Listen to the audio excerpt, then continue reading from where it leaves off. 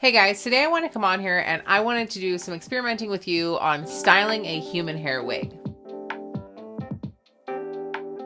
We have tons of synthetic wig tutorials, but today I wanted to dive into some human hair wig tips and tricks with you guys. Now, this wig here is from Wigshe Wigs, and I wanted to go ahead and wear this as it came styled and then wash it and restyle it with you. So this wig has been worn, washed, and now we are ready to restyle it and put the curl back into this wig. Now, when it comes to human hair wigs, there's a couple differences versus your synthetics. You can use higher temperatures on these wigs, although you might not need to. So you still want to go with the rule of thumb of starting low. If you can get a beautiful curl at a lower temperature, that is just going to cause less damage in the long run to the fibers of this human hair wig. With human hair wigs, you need to make sure that you are using some type of heat protectant spray before you put heat onto it. That is really going to help protect this wig, just like if you were using heat on your own hair. Today, I'm going to go ahead and use my everyday wig spray on this wig to show you how versatile this product really is. We are also going to be using this Cool Flow Dual Styler. This is really great because it has some cooling air technology in it, so it will cool and set our curl as we are actually forming it. And whenever I am styling a wig, I always like to grab my hot comb and make sure I have that there and ready to go.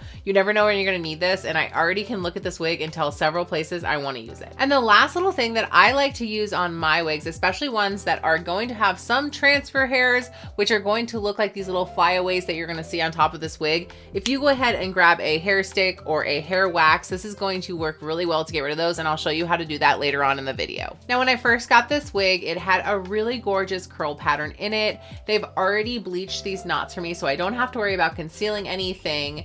And it does have a free parting space. So when I washed this, I went ahead and kind of removed the part that they had already kind of naturally put into this wig so that we could restyle it and change the part as we go. This particular wig style has dried pretty straight, so this is not going to have a natural body wave in it. We are going to go ahead and be adding a curl into this wig. I really want to try to emulate the original style because I really loved that pattern. So we're going to see how close we can get. Now I am going to set the front section of the hair that is going to be around my face to the side. I want to do this part last. So I'm going to go ahead and curl the rest of the wig first. So I want to go ahead and pin this up with some clips.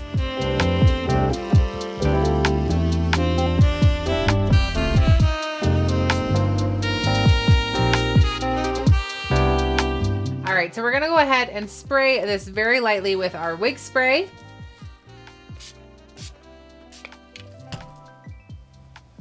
And then for this curl pattern, it started about halfway on this wig. So we wanna come and start our barrel about halfway down, and that is going to be the start of our curl.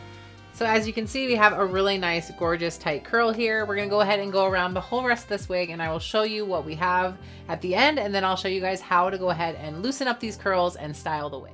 All right, so as you can see, we've got the whole back area nice and curled, and we're gonna go ahead and move on to the front. Now, the reason I like to wait to the front last is for a few reasons. One being that I am not the best of curlers, and it takes me a couple practice tries to get it really good. So I wanna go ahead and work the whole back of the wig and get a good technique on my curl before I do the front of my face, which I feel like is the most important curl that you're going to do on the wig. Another reason why I like to do the front last is because you really can see where you want that curl to land to blend into the rest of the wig so you don't look like you have two separate pieces. I also want to go ahead and kind of put in a side part onto this wig before I get the curl going. So this is something I want to do, get it in, and then I'll go ahead and get my curls where I need them to fall. All right, so when it comes to these kind of flyaways and really getting a nice defined part with this really nice smooth top here, I love to use this kind of hair stick on this area. So I go ahead and put this on here, get it all nice and kind of covered in the areas I want, also around the hairline.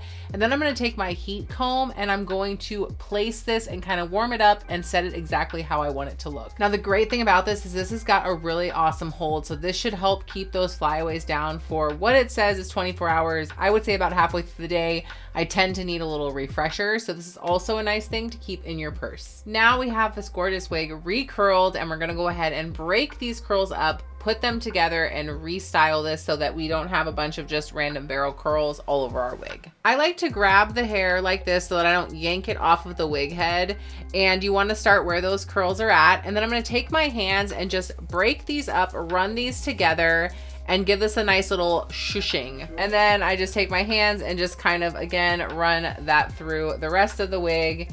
And I'm gonna go ahead and do that for this other side as well. Now, if you go ahead and have a problem like I'm having where my curl is too curly and I wanna loosen it up a little bit, I like to take it and make this one kind of solid curl so I can see what that real barrel curl is gonna look like.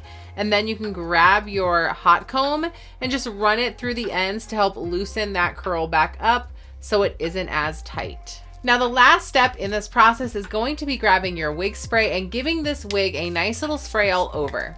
I find that when I spray the wig after I'm all done and ready to go, it helps with the longevity of the curls, it helps with the flyaways throughout the day, and it also helps with the tangles. I'm gonna go ahead and throw this on so we can take a look at how it looks on my head. All right, so here is the final result, and I am very proud of myself. I am usually not very good at curling, and I impressed myself with this one. I think this looks great. It is a little curlier than it originally was when I got it, but these curls are going to fall. So I wanted to leave it a little bouncier to give it some time so I don't have to go and recurl this too soon. Overall, so far, I am very impressed with this wig. I have, like I said, worn it multiple times. It has been washed, and now we have restyled it. As always, I hope this was a helpful video for you guys. Thank you so much for hanging out with me, and I will see you on the next one.